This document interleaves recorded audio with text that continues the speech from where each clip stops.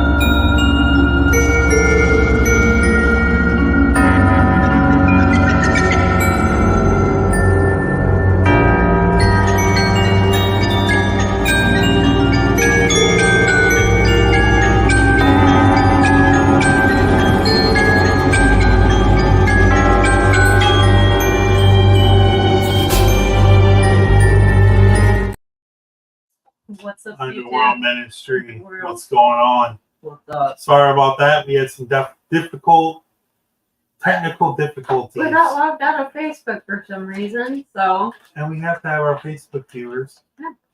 And our YouTube. We have to have all our viewers. We had to make sure you're all here just to enjoy our very special guest this week. We have a very special guest this week. So we already told you guys that we're doing owners of haunted locations. Here's our interview this week.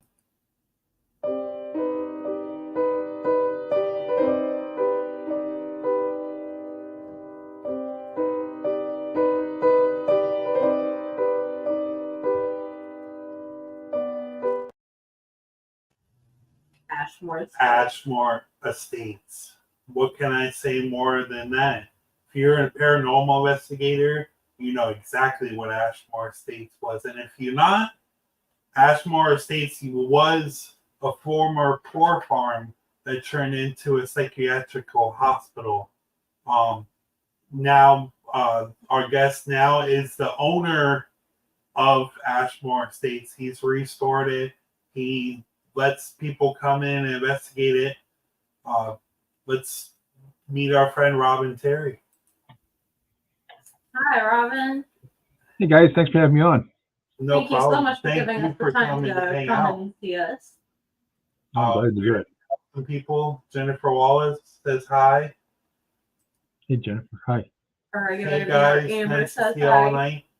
Oh, we have been waiting all day. Amber, happy birthday. What? No, is this the right Amber? No, that's the wrong Amber. Oh, no, wrong Amber. Wrong Amber. Amber. Oh. Well, if the other Amber is watching, Happy birthday. Happy birthday. So, Robin, tell us a little bit about your property. Oh wow, where to start? The Asmore Estates was basically a second location on that property. The original one had some fire damage done back about 1880-ish, late 1880s, and they kept it going, they kept it running and everything, and then they finally, after about 30 years of letting people basically living in neglected property, which some say, in fact, the one inspector that came down there said that the people that lived there were staying in a location that was not as good as what the livestock in the stables were staying in. So she was pretty upset with it, and so they decided that they need to be torn down and a new property needed to be built. So they built the current building. It was up and running about 1916 and became just carried on as the Coles County Poor Farm, where they brought people in that just didn't have any way to live on their own, and there's numerous reasons that they would have been there, but Right. Most of the time it was because they didn't have financial ways to means to support themselves. Right. Now, I was told, like, they had an alcoholic problem, they had something mentally wrong with them, or even if they were widowed, they would go there with their children there also, correct? Yeah, if they had, I mean, they could have had any problem at all. There was anything from, you could be a rapist and they put you out there with a bunch of children and women and all. I mean, you could be mentally challenged. You could have some alcohol abuse problems. It could Yeah. be just numerous reasons that you could have been out there. A lot of them were, in fact, I can't think of them offhand, all of them, but some of them were kind of funny. I mean, there was people out there and they would die. And I remember one of the things that my wife likes to read, and the guy died of being a rascal, and whatever that was at that time. But yeah, that was his reason of death and everything, was because he was a rascal. So it was pretty interesting, and there's lots of people that came out there throughout the years, from not just from Coles County. They could be everywhere. I mean, there was people from overseas that stayed there. They were just everywhere. So it wasn't just Coles County residents. It was everywhere. People were all over the country. Right. And now, when a poor farm, if nobody knows what a poor farm, so you basically go there and you're allowed to stay there as long as you work on the farm, correct? Right. They had about 300 acres out there that they farmed, and it was primarily. I mean, it was they had livestock out there. They had fields where they grew their own food, and you you were basically supporting yourself. And you stop and think about it. I mean, they were basically sending people out there that didn't have any income, didn't have any way to support themselves, and they were taking care of themselves and working at it. But unlike today, where basically the country just sends them a check. Yeah, pretty much. Now, these are all old residents from the poor farm, correct? Right. And this probably was taken, these two photos here were probably from like a Sunday, because they had separate porches for men and separate porches for women. And the only time that they actually could get together was on a Sunday. And the big thing on Sundays was fried chicken. And, one thing I like about this picture you've got on the screen right now is, if you look at it, there's a lot of different nationalities out there sitting there. There's white, black. There's, I can't really tell if there's any Mexicans, but I know there has been Mexicans out there. They were all getting along. They had no problems. They were enjoying themselves. They've got you can see the guys playing the guitar, and the gentleman looks like he's probably dancing. This was their home. This was the place that they lived. And even though they didn't have anything, they had each other out there to live with and work with. And I mean, that's why we always said some call it home, because this was their home. This was probably a Sunday afternoon when they were fixing fried chicken and they enjoyed it. There's a big speaker sitting out there, the old PA speaker sitting out there playing the music. I see that. I didn't see that until you said that. That's awesome. Yeah, and it's all the kids. All the kids around have a good time just sitting there and enjoying the day. Yeah, right. That's what I feel like. I'm not saying all of them, but like the shows on TV make it so much more dramatic than it actually was. They try to bring out the evil side and the dark side of everything. They don't really bring up the good parts of living there. No, I Do you agree with that? Oh yeah, TV shows were basically, they're out there to try to. I mean, that's what sells. They can't say the good news or the do good stories don't sell as well, except at Christmas. Right. And so that's when they work. So you're not going to get a lot of TV productions that come out there and talk about the feel good stories at a location like that. Although I honestly think I think that Jack Osborne probably came as close as possible when he was out there and did the episode he did, because it was all about the grounds and the people that lived there before, and everything that was going on. So I think that Jack really tried to portray the people, and kind of, I could feel, not feel sorry necessarily, but just wanted to basically acknowledge that there's a lot of hidden souls out there that perished in the building, died in the building, and that's he just wanted to acknowledge them. Right. Now, I had a picture. It's not on here. I don't know where it is. You've been digging on the property. What have you been digging for? Oh, I've got 4 people that help me out there, and I thought that'd be a good spot to put each of them. So no, so yeah, but no, we took down. There was a couple. So yeah, it's like, and Ashley's in here, so she's probably like, oh, here's, you know. And I actually kind of posted something about that comment today with the one of the girls that mentioned something about it. But no, we took down 2 trees last year in November. There was 2 tall trees that we get a lot of wind out there, and when the wind hits those things, they you know, there's a good chance we could take out part of the building, and I didn't want that to happen. So I took those 2 trees down, and I'm putting 4 trees up out there in the front yard. Got ya. Now, are there? I can't remember if is there bodies on the property from the former poorhouse and psychiatric hospital, or are they in a different location? Well, there's a cemetery that's on paper that you can actually Google it, Coles County Poor Farm Cemetery, and you'll find it. It's across from the property, probably about a mile directly south of the property, and is where people were buried. We think that there was some bodies buried on the property, but since it was a poor farm and these people didn't have anything, so they probably had to bury them where they did. When Jack was out there, they actually brought in cadaver dogs, and they did find all 3 dogs hit on the same spot in the yard that there was a body buried out there. I saw the tree. I don't know where those other pictures went right this second. So when you first bought the property, how did you get into buying that property?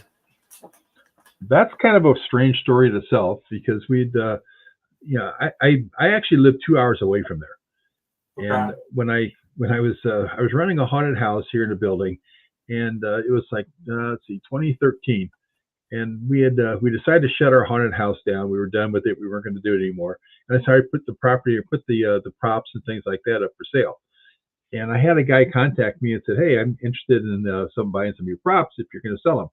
So I told him, "Yeah, come on over, take a look, see what you want." And so he came over, and we're going through everything. And he picked out a ton of stuff that we had that he wanted. So we were just talking, and I mentioned to him that I said, he's like, "I'm sorry to bring you out here on a Saturday, bring you away from your house." I'm like, "That's all right. I live here anyway. It's an old movie theater. We had the haunted house in our basement, and we built a house inside the movie theater." So he said, "That's kind of cool." He said, "Any chance I can take a look around?" I'm like, "Yeah, so we can do that." So we took him around. We're wandering around the building and showing him everything. And we got upstairs, and I mentioned to him, I said, "Hey," I said, "what are you going to do with these props anyway? You're buying a lot of props." And he's like, "Well, I'm opening up a haunted house in Indiana." He said, "I have one in Illinois, but I'm opening up a different one in Indiana. I'm going to get rid of the one and close the one in Illinois." And I asked him, I said, "Where's that at?" And he's like, "It's Asmore Estates." And I'm like, "Oh." I said, "Well, honestly, some of these props came from there." And I said, "I've been out there before." And I said, "So what are you going to do with the property?" He's like, "I'm going to sell it." And my wife's kind of like, "Oh, crap." And so I actually had been out there a couple years prior to that. And I thought the property was pretty cool, and I'd love to go back, but it's 2 hours away. But when I was out there, they had the haunted house up, and you can't invest. I mean, I was in a room with 2 or 3 other people that I didn't know they were even in there. And it was one of the large rooms on the newer part of the building on the 2nd or 3rd floor. And because they had so many wall partitions and all, we could hear voices up there, but we didn't have any idea that there was anybody else in there, because we just didn't see them.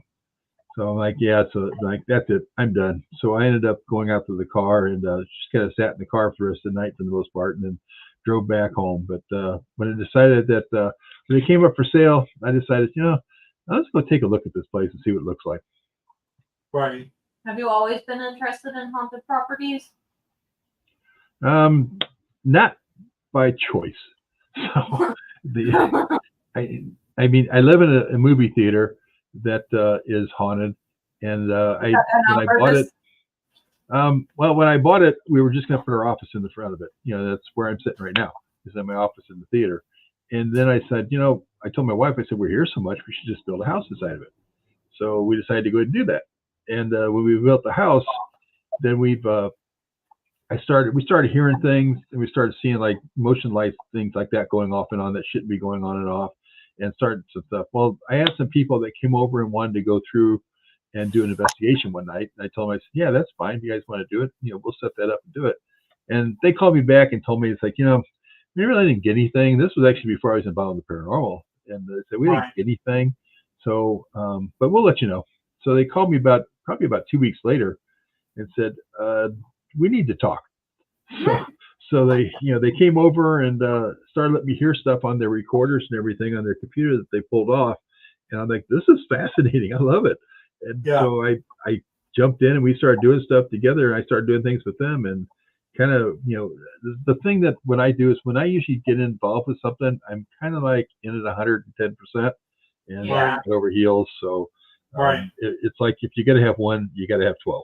So it was like, so I'm just going to get involved with this and do it. So we started and it just kind of exploded. Then after that, that's when we started investigating Asmore Estates and everything popped up down the road. I'm like, I need to go out there. And I thought it'd be kind of a cool property to own. But absolutely. Yeah, there's a lot of history to that property. Yeah, when I had the movie theater here, I redid this. I mean, this place was falling apart when I bought it. I mean, there was no power. There was no water in the building. There was a 2-inch tree in front of the front door that we had to cut down just so I could go in and check it out before I bought it. So, but when I went out to Asmore and started walking through there, the place was a mess. I mean, there was no power, no roof, no water, no windows. There was really no reason to buy it. And but I thought, this thing has a lot of potential.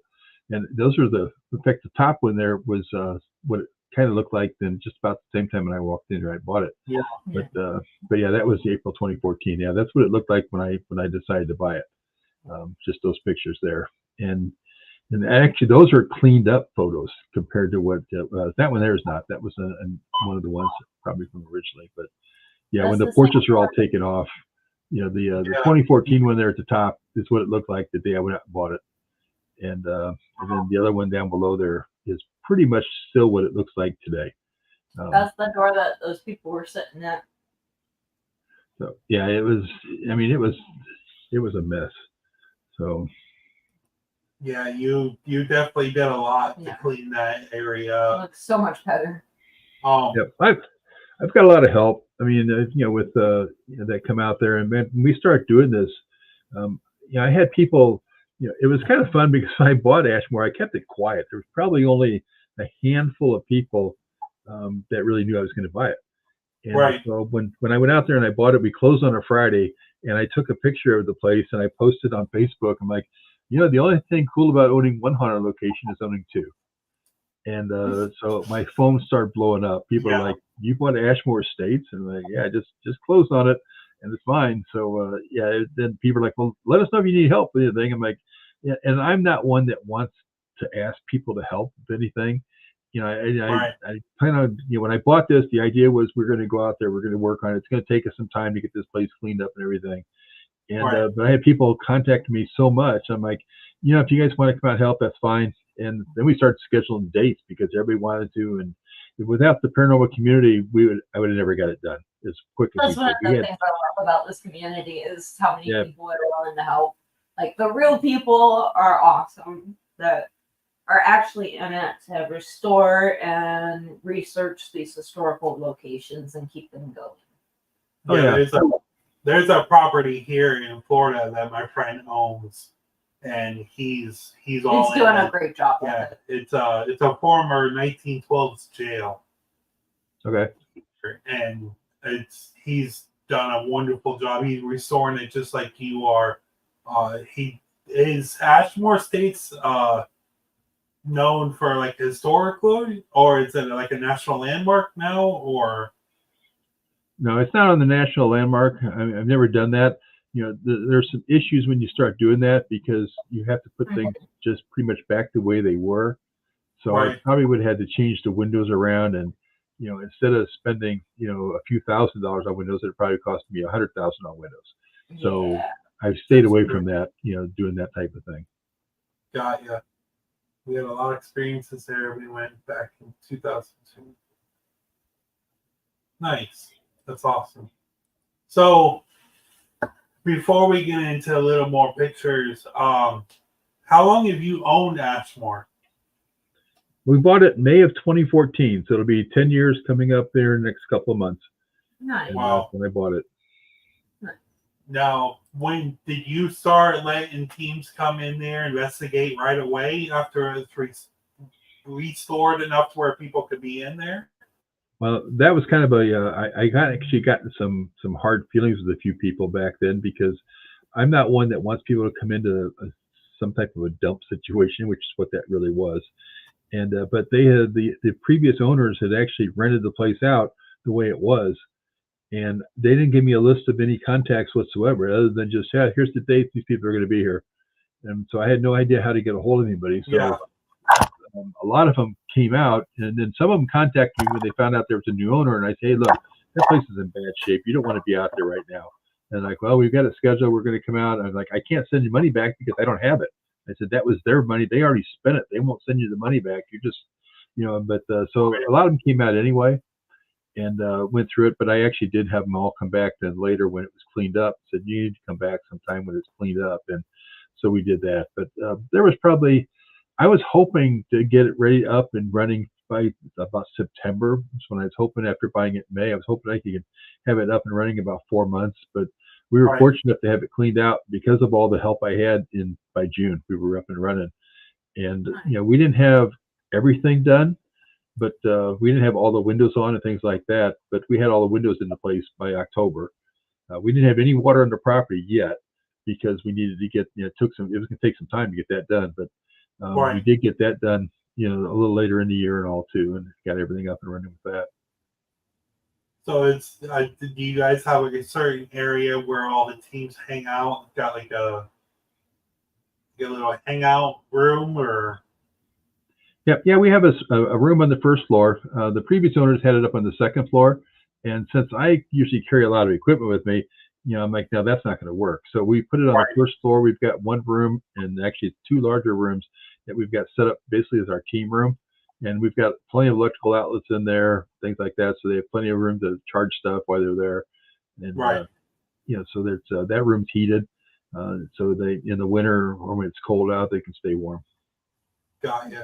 Now, about how long was it when you guys owned it, when you were starting to get the actual production companies message you about getting bigger paranormal investigators like Destination Fear or Jack Osborne? Or we initially, when I bought it, we were contacted by Ghost Adventures Aftershocks, and which is a Jack Bagan show, and they wanted us to come out and do it. So that was kind of interesting because when they first called me about doing it, they wanted to know if I'd come out there, if I'd come out to Las Vegas and talk to them about the show, everything, because they had already investigated the property. They just want to talk about what it was like afterwards, after the show and everything. So I told them, I said, yeah, I'll come out and do it. And so they said, we were talking, we kind of get everything set up. And I said, well, what do I have to wear? He's like, well, just a non-logoed shirt and khakis is fine. I'm like, okay, well, I don't wear khakis. And he's like, well, what do you wear? And I'm like, shorts. He's like, well, we don't shoot our episodes in shorts. And I told him, I said, that's fine. I said, I understand, not a problem. So he said, so you wear the khakis? I'm like, no, I'm just not going to do the show. And he's like, so you'll give up the opportunity to be on TV because you can't wear shorts. And I said, well, first off, this is not about me, and I don't give a rat's ass about being on TV. This is about my building. If you want to talk about my building, great. If you don't want to talk about it, my building with me wearing shorts, then forget it. Right. So they finally go ahead and they went and agreed to go ahead and do the shorts. And he asked me why. I said, well, anybody that knows me well knows I never wear long pants. I mean, it's the middle of the winter. I don't wear long pants. And you're one of those. Yeah, I'm that guy. Yeah, I'm that one you see walking around but no backpack on, walking on a campus or something. But right. But yeah, But yeah, so we did that. We did that one, and then they actually I had a show I turned down, and I've talked to Mike and Chris and Dougie and Porter about this in the past. But Tennessee Race Chasers wanted to come out there. Their producer called me, and they were going to bring the team out there. And I asked him, I said, are they still trying to trap a ghost? He's like, oh yeah, that's their niche. That's what they do. I said, then I'm not interested. Right. He said, what? And I said, no. He said, well, we're going to make your building famous. I'm like, well, the only reason you call me is because the building's famous. And I said, so no, I'm not interested if that's what they're going to do. Right. And that wasn't their intent when they were doing that bit on TV, but the producers ran with it a different way. So I turned them down. Then I had, Nick Groff came out and shot something when he was doing Diddy Space. He shot a small episode out there with Johnny Hauser, who at that time was running the Villisca Axe Murder House, and he was doing that. So they came out and shot something there, and then we had Dakota contacted me basically it was Dakota back in 2015, and he wanted to do an episode out there on his YouTube channel that he was running. And I actually tried talking him out of coming out there, and I said, it's too cold, man. I said, in November, it's going to be really, he's like, oh, we're from Minnesota, we'll be fine. So I'm like, all right, if you want to do it. So they came out and did it, shot the episode out there, and then they called me back. Which one that? Was it 2021? Maybe when we did that, I can't forget the year offhand, but I think it was 2021. Yeah, and, I think Terror.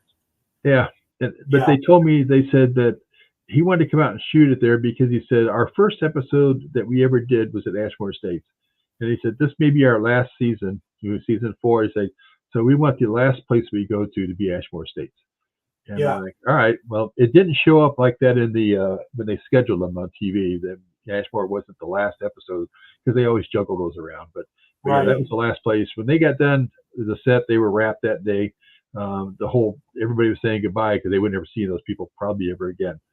So that's what they did. And then actually not too long after that show aired, Jack Osborne's show producer called me about coming out there, and I told him, and I'm probably one of those weird venue owners because I don't try to talk people out of things, but I tell them right up front everything that they need to know. And I told them, I said, you realize that it was just on TV, right? And they're like, well, yeah, it's like it came out in October, but we're going to shoot in January probably, and it won't air until probably the following October. And I said, all right, so, and we'd like to do a different type of story with it anyway. We want to do something about how the grounds could be haunted. I'm like, all right, yeah, you guys want to do that? That's fine. Let's do it. So they came out and shot that one, and that was the last one that we've talked to about doing anything out there. And we have a lot of YouTube people that call us that want to shoot episodes out there and all that, and I'm openly fine with that. I don't have a problem in the world with it. They come out like anybody else does. They want to put their stuff on YouTube. That's okay. I don't have to sit there and look at every one of their videos. I don't have time for that. So I'm not going to go through and, I'm not editing their videos. I'm not going to go out there and rate their videos. Like, you can put them out there. If you throw the truth out there, that's great. If you make stuff up, it's on you. It's not on me. So we give you the truth. We're not going to make anything up. And that's the way it's going to be. Yeah, I feel that's how we do our investigations. We prefer the truth. We do our investigations all live. The whole investigation we do it live. We don't edit. You can't. I don't even edit my videos at all. So what you get is what we see and what happens. I feel like playing with it and everything that hurts your YouTube. People start figuring out that you're faking stuff. People aren't going to want to watch you anymore. Like, oh my God. They, but. I dare have to call me out. So. I forgot. Oh. So what's your owning this property for a good 10 years? What is your craziest experience since you've owned this property paranormal wise? Two things kind of come to mind. It was back when I first bought it, and keep in mind, I honestly have not really investigated Asmore Estates like I've investigated other properties. Usually, when I'm out there, I'm working in the place. I'll get out there, sometimes between 6 and 8 in the morning, and start working on things. And by the time 7 or 8 o'clock rolls around, I'm done. But we've had a lot of experiences. I mean, we still tell people this, and they don't want to pay attention to us, and that's okay. We're used to that. But the daytime is probably some of the best time to investigate at Asmore Estates. And I've had most of my experiences, in fact, all my experiences really have been during the day. We were down there during cleanup, I think it was May of 14, and we were in the boiler room area. And I was down there with another girl. We were cleaning out some racking shelves and everything down there. And as we were getting ready to walk up, right in that area. In fact, that's about right where I was standing, not too far, on the side of that yellow chair. And when I was kind of sitting ready to walk up the stairs, I took a step and I told the girl, "Hey, hold on a second. I'm going to tie my shoes before I go up these steps because knowing me, I'll trip and fall." And so I looked down, and because it felt like, when you step on a shoestring and your shoe stops and you can't move. Right. And that's what it was. And I looked down, I'm like, my laces are both tied. So I don't know what the hell just stopped my foot from moving. So, Wow. and, but yeah, it was, and anybody that really knows me, I always tell everybody I'm as sensitive as a rock. I don't make anything up. And I'm not going to sit there and, try to bolster something just because, it may sound good or something like that. Like that. I probably, even though I believe in everything, I'm probably one of the biggest skeptical venue owners out there because I Right. just don't, there's so much stuff. It's going to have to almost hit me upside the head before it happens. I But like one it. other time I was up on the third floor, right outside the nurse's station, and it was one of those days I was hooking up electrical in the building, was just getting that started doing, and there was something up there that didn't want me there. And I just kept feeling it and feeling it. And after about an hour, I'm like, okay, you don't want me here. You guys are having a party. I'm not invited. That's cool. I'll just leave. You guys, I'll probably see you tomorrow then. And so I Right. left. In fact, I called my wife on my way down to the, lumber store to pick up some material. And she's like, what are you doing? I'm like, go in the lumber store to pick up some stuff. She's like, no, it's like 2 o'clock in the afternoon. You never quit at this time. And I'm like, well, there's something there that doesn't want me. And I've had people like, oh, it's probably a demon. I'm like, oh, or it could be somebody trying to protect me. And so, it's like, there maybe they thought I was going to hook up something wrong, or maybe they thought there was people coming out there that were going to try to get in the building or something. So they were trying to get me out of it, so to protect me. So it hasn't happened since. But yeah, that was the only time that happened.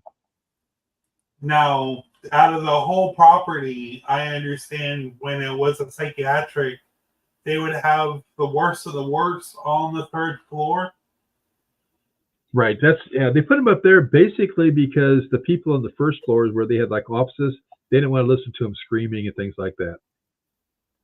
Yeah. So, in your opinion of owning this, what area do you think is the most haunted? Yeah, I tell people, in fact, Ashley's probably, if she's still listening, she could probably answer this for me as well. I always tell people when you come on the property, you came into the haunted area of the building, or property, because I don't think there's any particular area that's the most haunted.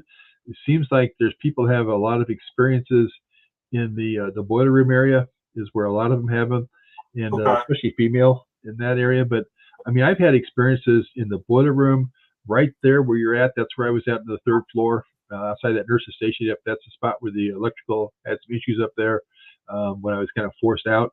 But the boiler room right there at the far end of that hallway, I've heard voices.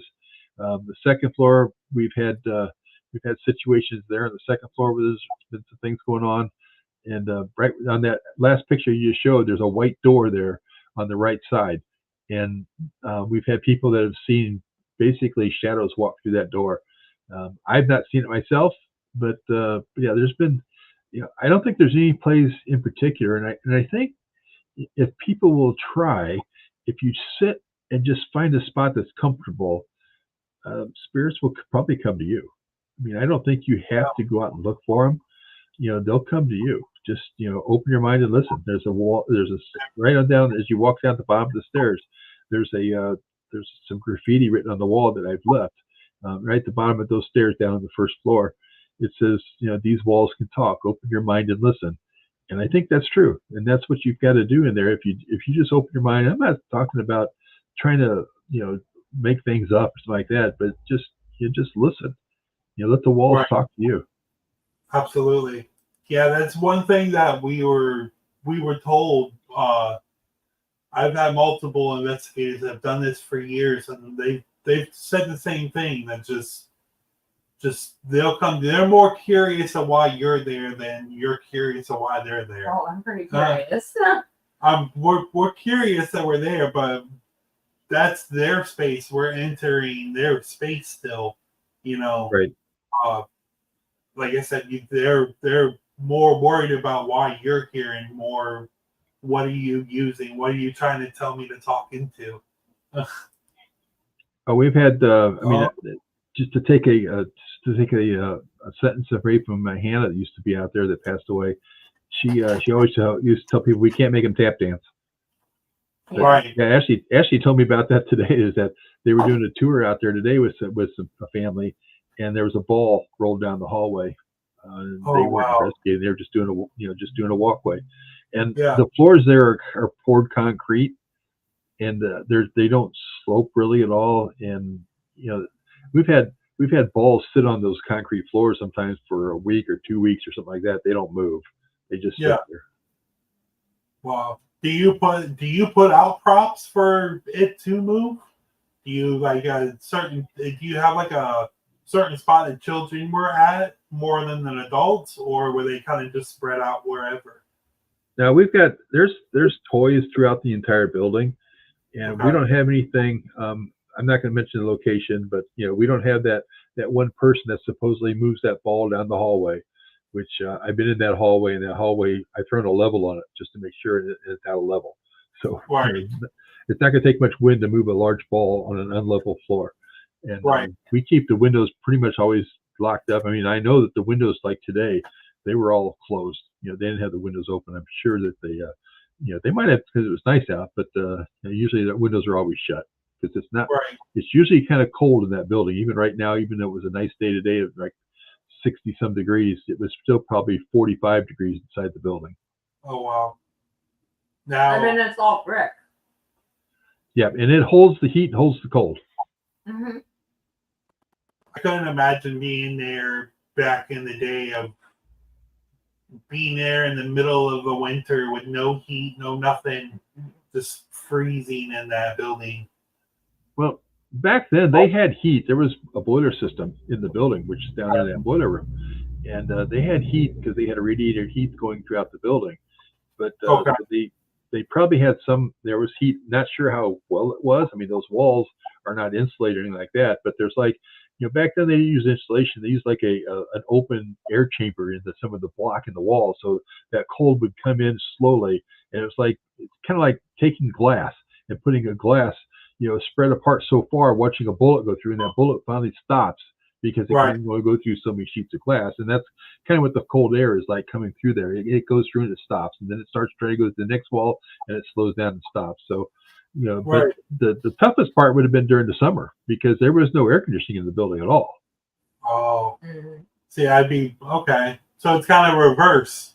You're kind of good in the winter, but during the summer, it's imagine working on the farm all day in the fields and coming home, and it's even hotter where you're trying to sleep.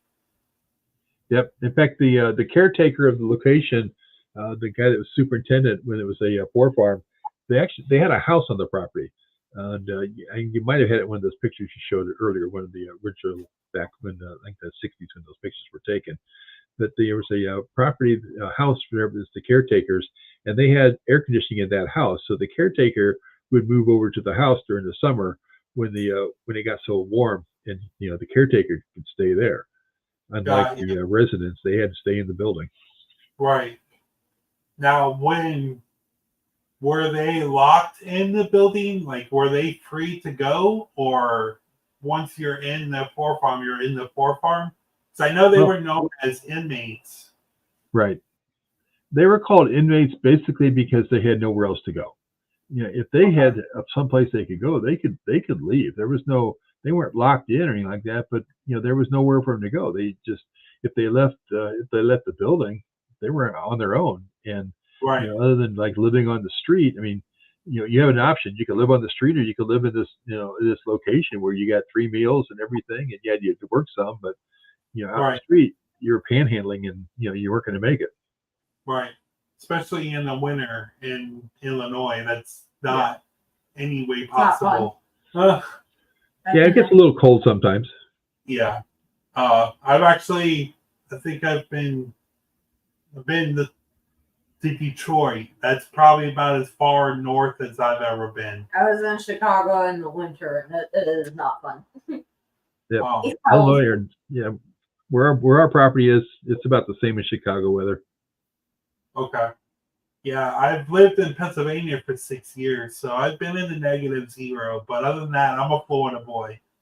that first real winter that I lived in Pennsylvania, I was It's like, painful. this is a lot. But I want to talk about this bed real quick. Is this to the period of the time, or is this part of the haunt? Yeah, I'm not used to seeing it with mattresses and all on it, but I'm pretty sure that's the one. There was one bed that was in the building when I bought it, and I'm sure that's it. But there was one bed in the building when I bought it. That was original to the hospital, and Okay. but yeah, that was the only one that was there was that. And actually, when I bought the property, I had it in the contract that said that they had to leave that bed in the building. They couldn't take it out. Weird. Now, has anybody ever investigated and got anything off that bed? Oh yeah, a couple people. One of the most recently that I know of was Jason Mewes when he did the Jack Osborne show. I was up there during the day, and that was in the day when he sat down that bed, and he felt some weird vibrations and all coming in from that. He said he was He said a little he felt bit, like a vertigo. Yeah, a little vertigo. And then we had another girl that was sat on there at one before, and she was sitting on the bed, and they were starting to run some EVP sessions, and she asked questions like, "Do you want us to leave?" And there's a voice that came back later and said, "You can come back later." So she came down and told me, she's like, "Your ghosts have propositioned me," and I'm like, "Well, they're intelligent." So Now, you say that they're intelligent. Do you think you have a good array of intelligent to like residual haunts, or? I think there's probably both there. I mean, we get a lot of people that have a lot of responses back. I had a friend of mine who was up there in Marion Margaret's room, as it's called, and he had an SB7 up there, just a little device, kind of like a transistor radio, the old transistor radios that people would listen through.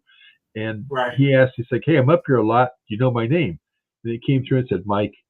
He's like, "Okay, yeah, you know my first name. That's great." He's like, "Do you know my last name?" And it's a Couch.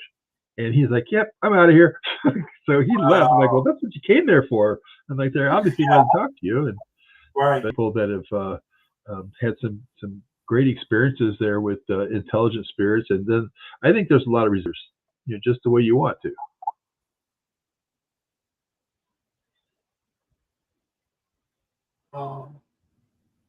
Sorry, we're having problems with YouTube right now. Don't know why it's doing that. Yeah, it's stopped on the YouTube. I'm sorry about that. Oh, just 1 second.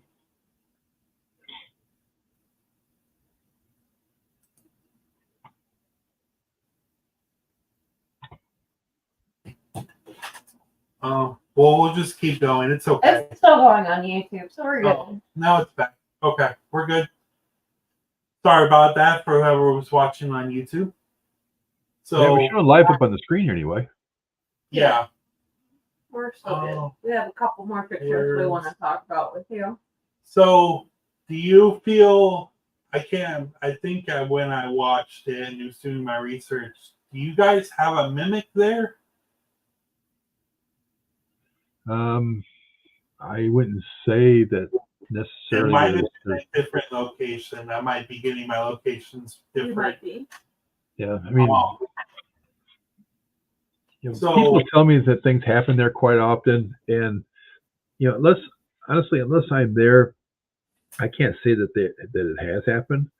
Just because, I mean, and the reason I do that is that I don't know. I don't know these people, necessarily. If I do know them and I can trust them, believe them, that's great. But if I don't know them, I'm one that probably pretty much like, I wasn't there, don't have any idea. I can't tell you that photo that you took. I don't know if it's, what it is because I wasn't there. I need some more information about it.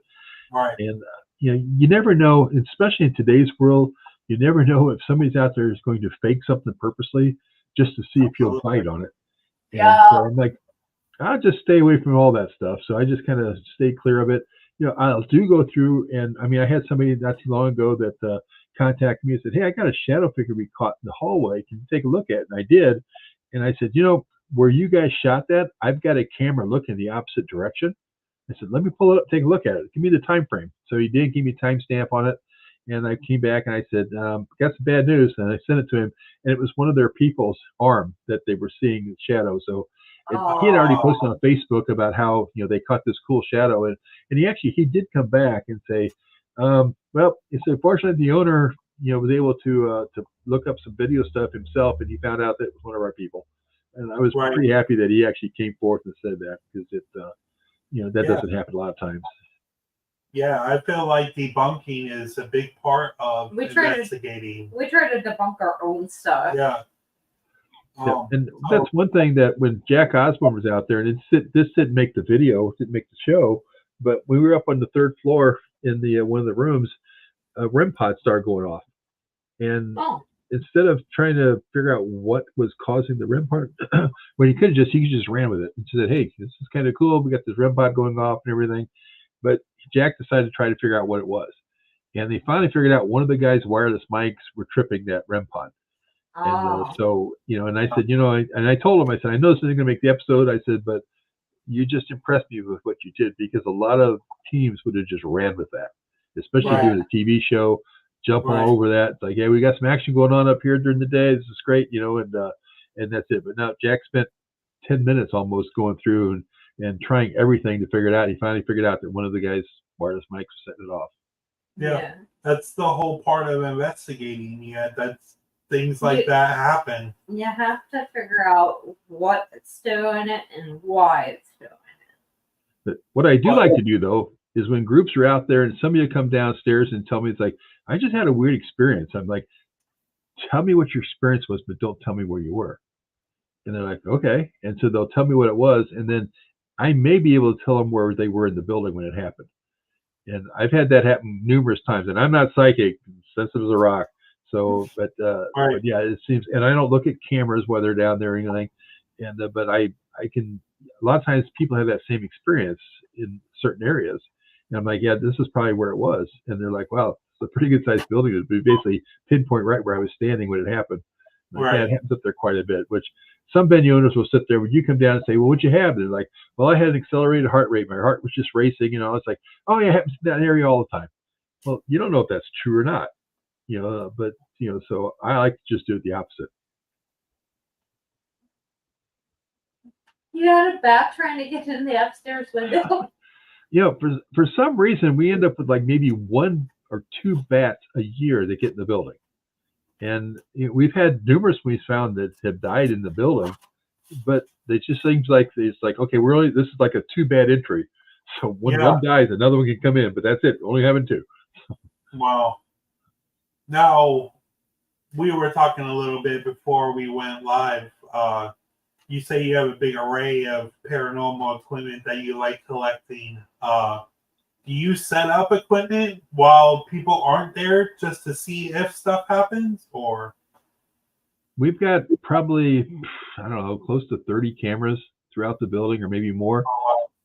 I only look at those cameras if I need to.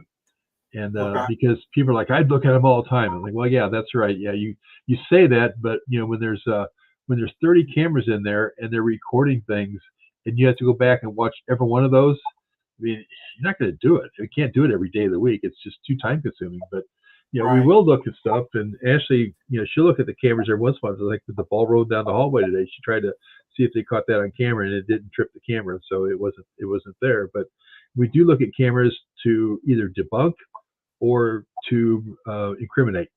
So whatever one we need to do. So it's not a problem. Right. Now, where is this? That's looking on the 3rd floor from the west end down to the east end. Okay. I love this picture. Whoever took that picture, it's great. Yeah, I'm not sure. I've taken a lot of pictures in there. I'm not sure if I did that one or not. And, got ya. Now, do you guys get different activity per floor, or like is there different types of energy put to the floor you're on? It's kind of like all over the place. I mean, we've had the same type of things happen. One of the girls, Ashley and Terry both have had a lot of experiences in the Women and Children's Dining Hall, which is downstairs, and they've had experiences down there. They've had similar experiences, especially Terry, excuse me, on the 2nd floor in one of the rooms they call Robin's Nest, and with some shadow figures and all popping in there. So it just kind of varies. We've heard whistling which I've heard whistling in the building myself. And Dakota, when they were out there, Tanner had whistling that he heard with his own ears. Heard that. But Yeah, we've heard that same thing ourselves. Oh, I think that's where he was sitting. So yeah, I think it was right there on the second floor by the nurse's station area. Yeah. Yeah, I wish I knew how to whistle, because like the last whistle on that episode when they were there, it was a very like, I can't whistle. So like it was definitely a whistle to try to get your attention. Like, hey, yeah, I'm definitely here. It wasn't like wind blowing through a window or something like that. No. We were out there. Distinct sound to it. Yeah, we were out there, and I think it was I forget what year it was, but I was out there with Richard Estep, who's recently wrote a book on Ashmore, and then with Brad Kling, and who had a TV show called Ghost Lab, and I was on the first floor. Brad was down our team room, and Richard was on the second floor, and I heard some whistling, and I think, why is Richard whistling? And he yells down to me. He's like, Robin, are you whistling? I'm like, nope, thought it was you. And I yelled down to Brad, and Brad's like, no, I heard it too. It's like, I'm not sure. But yeah, so all three of us heard it throughout the entire building. That's crazy. Now, is that the one and only time you've ever experienced that, or does that happen a lot? Oh no, I've heard it myself, and then I heard it with them, and then Tanner's heard it. We've had other people that heard whistling too, and a lot of them thought it was windows. I'm like, yeah, we don't have, if the windows are shut, we don't have air leaks that come through like that. It doesn't happen. That's crazy. Do you have a question, Dan? No, I want to get to the next pictures. I want to know about that couch. Oh, okay. So, from what we were talking, this is the shock treatment room. Yeah, that's where they perform electroshock therapy treatment. I wish I had another picture of the other side of the room. Yeah.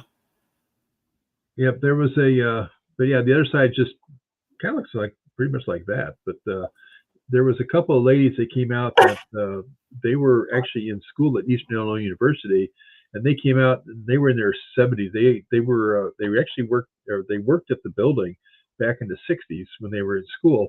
And she actually told me that this was the electroshock therapy treatment. That's why we knew it, because we don't have any records that say which each room was. But when somebody comes out there that worked out the building or lived out that way, we always try to get information from them, and that's what she told us. Wow.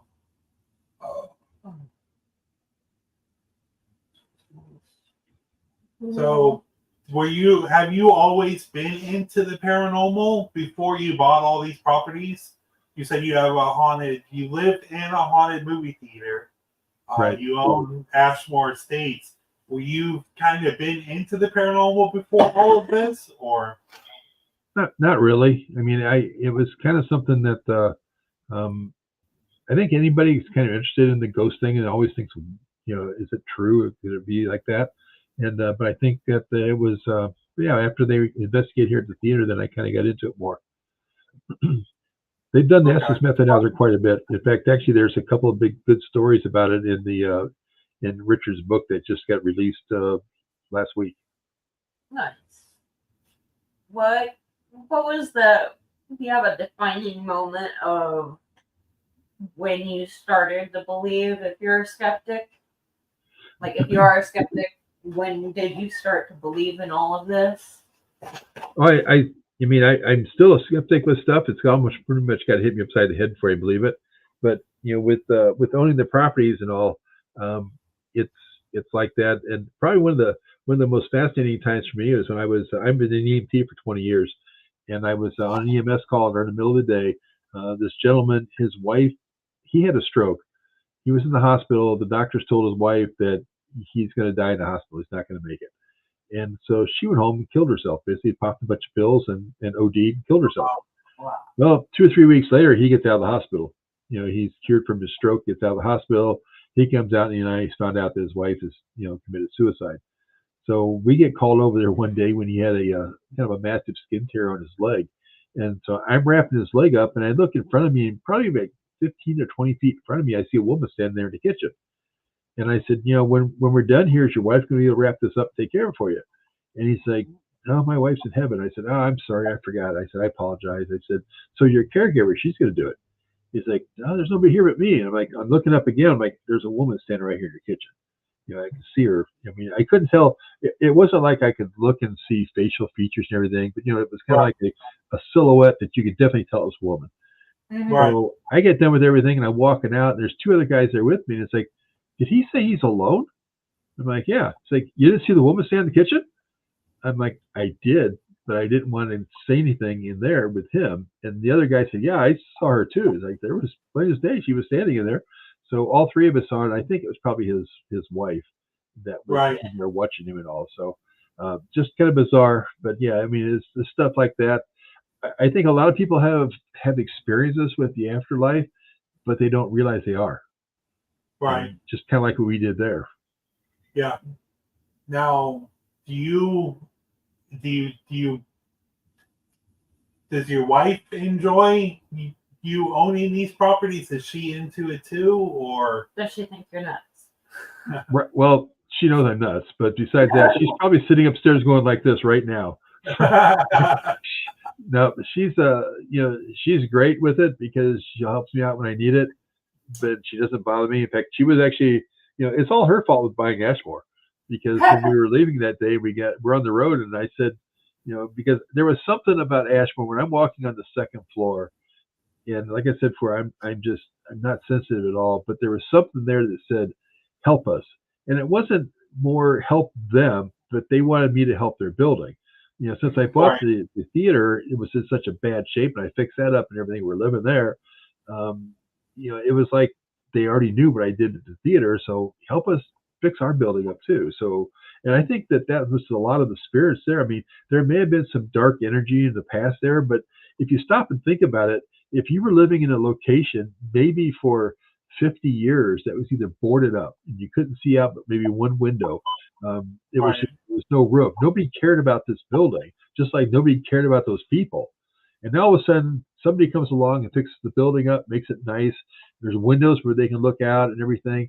Now all of a sudden, it's like, wow, this isn't so bad. And I Yeah. think that they appreciate it a lot more. And I think sometimes the activity of that building is triggered by the fact that they they want to basically, it's their way of saying thank you for helping our building and thank you for coming out and help support it and making things better for us.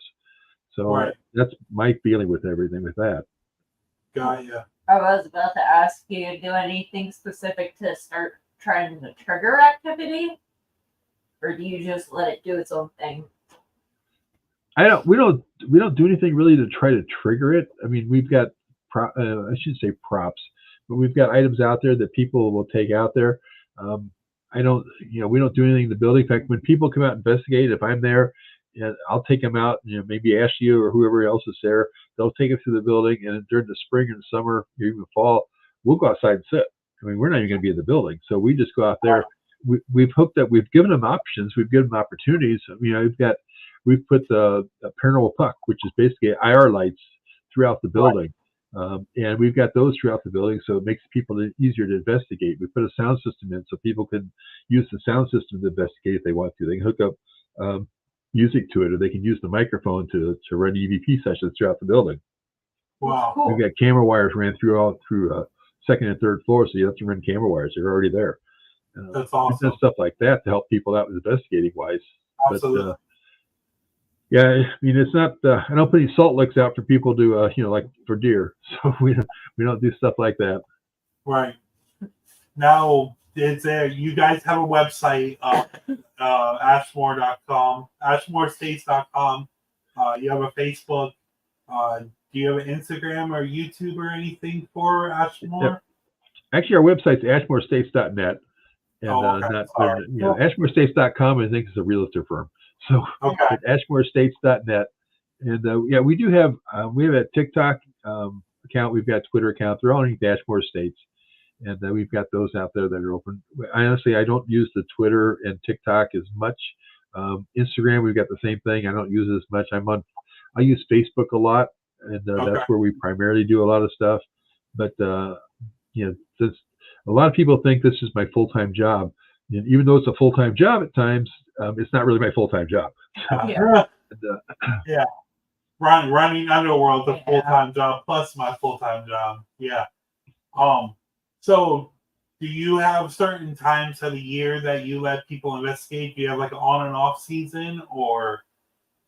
We don't really have any off season. Ashley loves having people out there in the middle of the winter when it's like 10 degrees out or less, Okay. and so not really, but yeah, we open it up. We do have to shut the water off when it gets cold out because there's no heat in the building, so we have to shut the water off. But we always end up talking to them and bring a portable toilet or something like that out there. But yeah, we had a pretty big February this year with a lot of people out there investigating, and it doesn't slow down. It's like right now I think we've got all of our Saturdays are gone until like November. We do have a few Fridays come up in July and August that are still open, and we get a lot of weekdays. And I always stress like do the weekday, do the daytime investigations because that can be the busiest time out there, and it can be some of the best evidence you get during the day. Right. Yeah, a lot of people are, even when they were alive, a lot of people are up during the day. They're motion, they're more. It's the more active time. Do you, what's when you do an investigation, do you do certain amount of time to where you're here for like 8 to 2, or do you do it all night?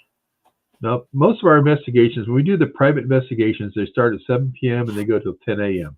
We've got 3 bunkhouses on the property. There's 4 beds in each one, heat, air conditioning. The big bunkhouse has a pull-out couch. So we do those until 10 a.m. We charge $550 from 1 to 12 people. So, it's 12 people there for $550. And we do some public investigations where we only allow 12 people in the building. We only sell 12 tickets. And those are like $55 a piece. They go from 7 p.m. till 2 a.m. Or you can spend an extra $50 on one of the small bunkhouses, and then 4 people can then stay in that. So, if you got a small group, it's a good chance to come out and do something a little bit cheaper, and you can stay until 10 a.m. then. Wow. All right. Well, we have our question. Do you have any questions for us, or? Not really. Not that I can think of. No. Do you have anything big planned coming up? Or any events or anything coming up for Ashmore? Anything you'd like to promote? Yeah, we've got a cleanup day coming up on Sunday. So if anybody's in the area that wants to, they've got the times out there, and I want to say they're 11 o'clock until 5, maybe 4. And Ashley would know better than that. If she's still there, she can pop it in on the chat. But yeah, because she kind of runs that part of it for me. I kind of step away from it, let her do that. But we've got a cleanup day coming up there on Sunday. And then what we let people do is after we're done cleaning up, then they can investigate for a while. And we do have a group coming in that night. But yeah, we let them investigate for a while. And then the following weekend, we actually have Richard Estep, MJ Dixon. She's from the UK. And then the Kling brothers are going to be out there. We call it Some Call It Home weekend, where they're going to basically, we're going to, Brad Barry, they did an episode of Strange Curiosity with Some Call It Home, is what it was called. When they investigated the building, did a special on that. And then Richard's got his book signing, his first place he's going to do a book signing there. And MJ is a psychic medium that came over that did a remote viewing from the UK. So that'll be kind of fun. But we've got investigations on Friday night, Saturday night, and seminars on Saturday. Tickets on our website or our Facebook page, or you just go to Eventbrite and type in Asmore Estates, and they should all pop up there. Got it. Ashley said it's 11 a.m. to 4 p.m. for cleanup day. If anybody lives in that area, go help them clean. Yeah, and and we don't do anything horrible out there that day. It's usually, in fact, they'll probably get done early. I mean, it usually gets done early, and as soon as we get done, then they can start investigating. And it's the best time to do it during the day. So you said we do daytime investigations out there, and that's when I've had a lot of activity. And there's a lot of things happen out there during the day. Probably even while they're cleaning. So somebody's probably gonna have some type of experience. Right. Now, before we get into the question of the day, I completely forgot about this until now. You've had a couple, not like, I don't want to say B-rated, but you've had a couple films shot in Ashmore. Were they shot when you owned it or before? No, there was 3 of them shot while I was out there. There was Truth or Dare 5 by Tim Ritter and Scott Tepperman. Then there was a oh shoot, I just lost his name, but it was the Legend of Demoniac. It was that shot out there, and there was another one that actually that same producer and writer shot out there. That they, it was kind of fun. I mean, they had a good time doing it. They liked the idea of the building because it's so photogenic with different scenes and everything they could do. So it most of them came out pretty good. I mean, they were, the movies may not have been the best in the world, but yeah, they were interesting anyway. It was fun to shoot, be involved with it quite a bit. It was nice too. Nice. That's awesome. You said one of the movies is called Truth or Dare? Yeah, Truth or Dare 5. Truth or Dare 5. We're going to have to look that up. I want to see that. That was actually, that was a series at one time that Tim Ritter did. He actually started back in the 70s doing those. Oh, wow. And, but yeah, in fact, I'm going to kind of look up the other guy, Ian Mayer, did the other one. Let me see if I can get, he's, what's Ian's? I forget his website, but James Ian Mayer, Mair. He's got he does a lot of the films, and I was, pardon my head's turning here. I'm trying to look at another screen to see what it's at. Oh no, you're good. Well, I'm looking at us outside too. Yeah, no, I forget what the name of the name of his page is that he's done these on, but yeah, he's done a lot of films, and he's actually I was fortunate enough to be involved with 2 of them, and that he did. So it was fun. I always kind of jokingly that I said I'm like the Chad Lindbergh of the B-rated movies. Every time I'm in one, I get killed. He's done a lot of videos called Graveyard Stories that are out there, and he's got a pretty good following with those. And his movies are pretty decent. Check that out, for sure. Yeah, Moonlight Films is the name of his group. I'm thinking go on YouTube and you can find a lot of them there. Moonlight Films is the name of it. I'm gonna have you send me that on Messenger just so I know. Sure, I can do that. So anybody that watches this part of the show, we know that we always do a question of the week with our guests. We'll all play the video. Anybody in the comments, let us know what you think about this. And of course, Robin, after the video, we'll get your take on this. Okay.